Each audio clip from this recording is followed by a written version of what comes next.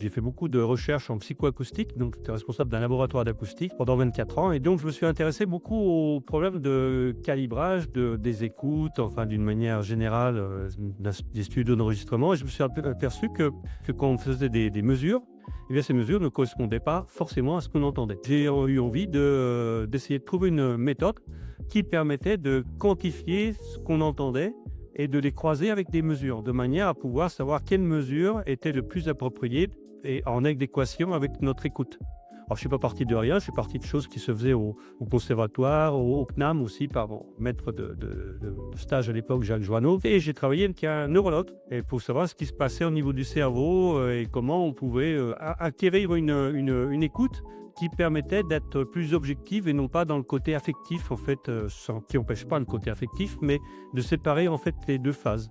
Cette écoute, un ingénieur du son, il l'acquiert au fil des années, d'une manière, je dirais, individuelle, comme ça et sur le tas, en 3, 4, 5 ou 10 ans. Et moi, grâce à cette méthode, eh bien, j'arrive à faire ça en 3 jours. Voilà. 3 ou 4 jours, ça dépend des groupes. Voilà. Et j'ai eu des retours qui étaient tellement positifs que j'ai continué. Et puis maintenant, voilà, je fais ça. La base d'une école qui veut faire du son et qui veut former des gens au son, c'est la première chose, c'est d'apprendre à écouter. On parle d'apprendre à écouter. Je sais que voilà, dans tes cours, il y a quelque chose qui revient assez souvent, c'est la notion d'éduquer son oreille.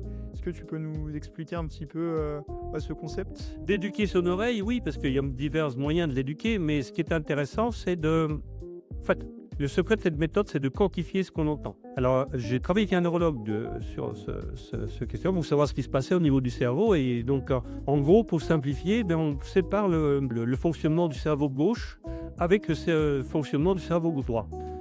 Encore une fois, c'est pour simplifier. En fait, ça revient, en 2 mots, à quantifier notre sensation sonore, c'est notre instinct. Et donc à se faire confiance. Quand on est ingénieur du son, le problème c'est que c'est un métier d'angoissé un peu. Et donc là, ça permet de beaucoup plus se faire confiance et d'aller beaucoup plus vite dans notre démarche, je dirais, de mixage, de prise de son, etc. Nous, dans le son, la plupart du temps, c'est le son, il est chaud, il est froid, il est piquant, il est acide, etc. Mais ce problème, c'est qu'on n'a pas de vocabulaire vraiment très formel et surtout universel. Donc là, cette méthode, elle permet d'acquérir ce vocabulaire. J'ai vu que parfois on parlait d'œnologie du son. L'œnologie, c'est exactement ça. Alors déjà, je suis bourguignon, donc c'est pour ça que j'aime bien cette image. Mais c'est un peu comme ça. Dans l'œnologie, on quantifie aussi, on détermine tout un tas de critères en œnologie. C'est exactement la même chose en son. On peut donc quantifier, donc on a des critères de construction, des critères d'équilibre, des critères de stabilité, des critères de réverbération, des critères de définition, etc. Voilà. Et tous ces critères donc, sont applicables bien sûr à la stéréophonie, donc à une écoute stéréophonique, sont applicables en multicanal et y compris en son 3D.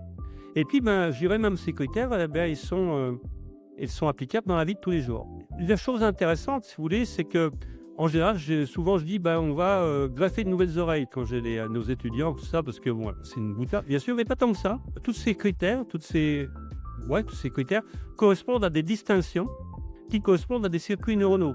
Cette méthode permet donc d'aller très très vite dans le fait de créer des circuits neuronaux qui correspondent à des distinctions d'écoute dont on a besoin quand on est ingénieur du son.